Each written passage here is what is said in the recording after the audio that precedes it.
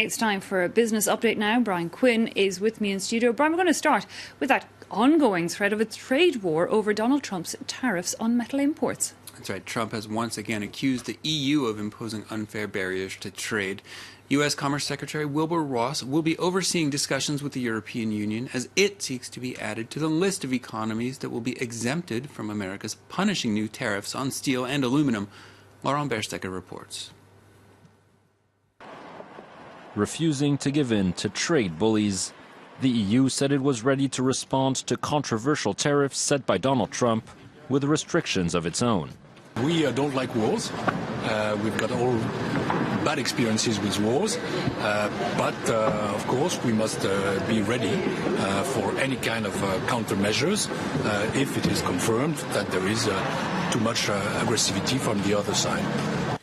The dispute was sparked by Trump's announcement last week that the U.S. would impose a 25% tariff on imported steel and a 10% tax on aluminum imports. In an attempt to diffuse tensions, the EU's trade commissioner met with her U.S. counterpart on Saturday, but the two sides were unable to reach an agreement. And on Monday, Donald Trump continued to accuse the EU of imposing unfair restrictions.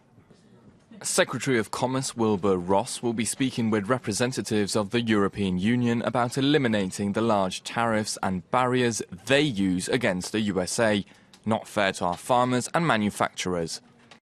Despite the escalation, Brussels still hopes it can strike a deal exempting it from the new tariffs, something which Mexico and Canada have already managed, even if the conditions under which these exemptions were given remain unclear. The EU has also prepared a list of U.S. products it would hit with new tariffs if Donald Trump refuses to make concessions.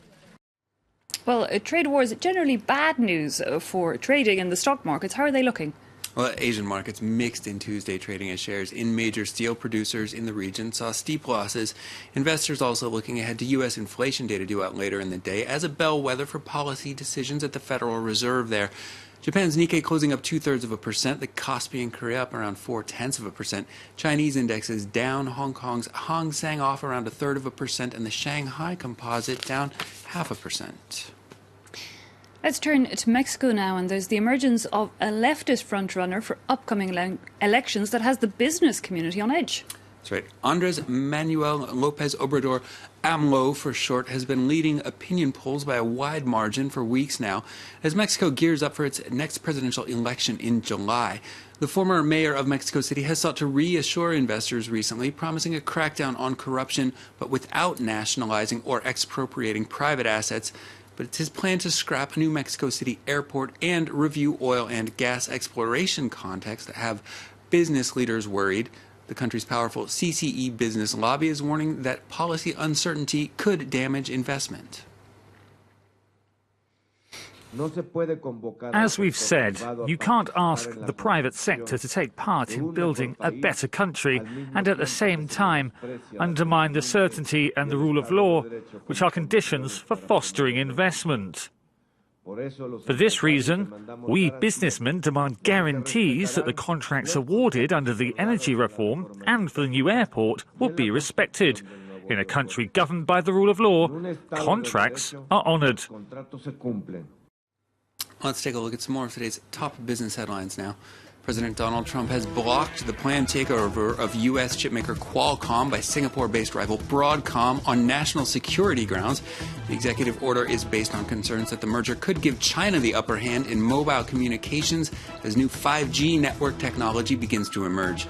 Qualcomm had earlier rejected Broadcom's $117 billion merger offer. Well, China plans to create a powerful new regulatory agency to oversee the country's banking and insurance industries. The move comes as the ruling Communist Party seeks to reduce structural risk amid a massive buildup in public and private debt.